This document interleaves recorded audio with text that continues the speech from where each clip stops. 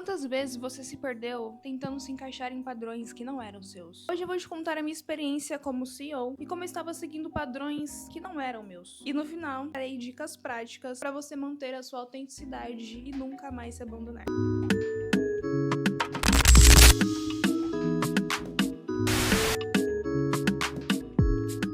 Não sabe, eu tenho uma empresa que se chama Vaidget e eu percebi que eu estava pressionada a ser uma versão que não condiz com quem eu sou. Estava me incomodando muito. Pessoas me diziam sobre a importância de se tornar uma autoridade, de criar uma personagem. No começo até que ajudou. Eu tinha mais engajamento, mas no momento que eu estou vivendo, eu percebi que isso não estava me fazendo bem. Que eu não preciso me encaixar nesses padrões para poder ser aceita, ter relevância. Com isso eu fui me perdendo, meu brilho foi se apagando e eu não estava me reconhecendo. Eu me olhava no espelho e não reconhecia a imagem que eu via. Há um conceito que foi desenvolvido por Winnicott, psicanalista e pediatra, que se chama falso self. E ele foi inspirado na teoria de Freud. E Winnicott propôs que o falso self é uma proteção que nós usamos para esconder quem realmente nós somos e mostrarmos o que acreditamos que os outros esperam que nós sejamos. E isso acontece às vezes de forma tão natural que a gente nem percebe. Desde o ano passado eu estava me sentindo muito incomodada com isso.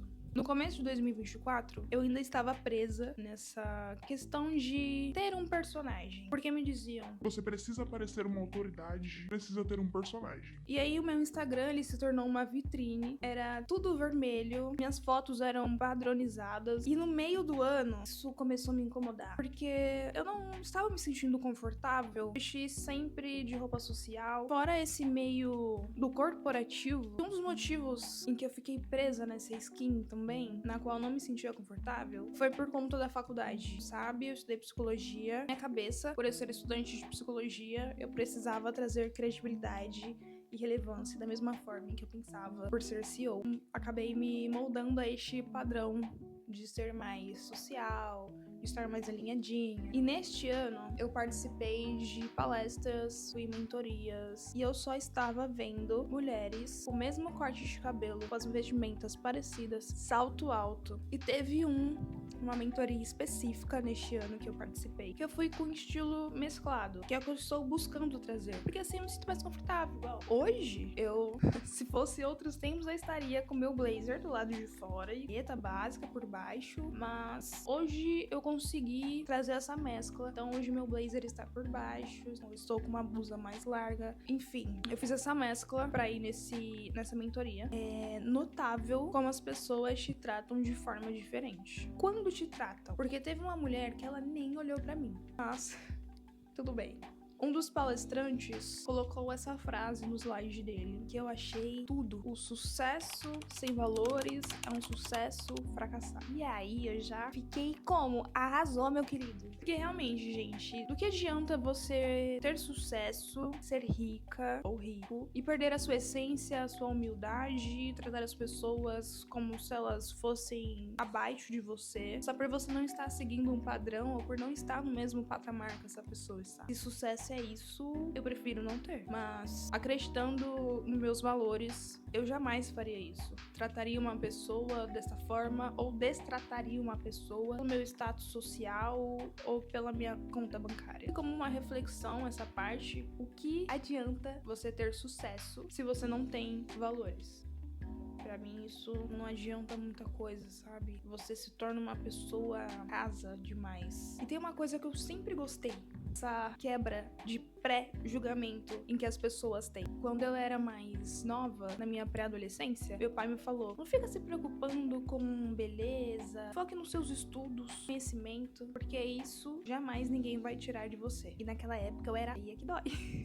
Mas agradeço muito ao conselho do meu pai, tinha razão e na maioria dos conselhos dele, ele sempre teve razão, que quando nós somos mais jovens, às vezes a gente não dá muita atenção, né? Mas esse foi um dos conselhos que eu acatei. Quando eu era mais nova, eu me vestia assim, e eu gosto muito disso, dessa quebra de pré-julgamento. E no final das conversas com as pessoas, no final eu sempre escutava: nossa, você me surpreendeu, porque eu te vi vestida desse jeito, não esperava que você fosse ter esse tipo de conversa. Não tem como nós fugirmos 100% de ter esses pré-julgamentos, mas uma coisa que eu aprendi durante durante a faculdade é a gente ir trabalhando isso pra evitar ao máximo de ter pré-julgamentos com outras pessoas. Não importa o estilo de roupa que eu esteja usando, se eu for uma pessoa vazia por dentro, se eu não tiver conhecimento ou se eu não for humilde. Esse vídeo não é pra fazer uma crítica a quem está dentro desse padrão. Use e abuse, mas eu percebi que, sem querer, eu estava seguindo esse padrão, porque é como a sociedade impõe que as pessoas vão ser aceitas e ter sucesso, mas percebi que eu estava me perdendo.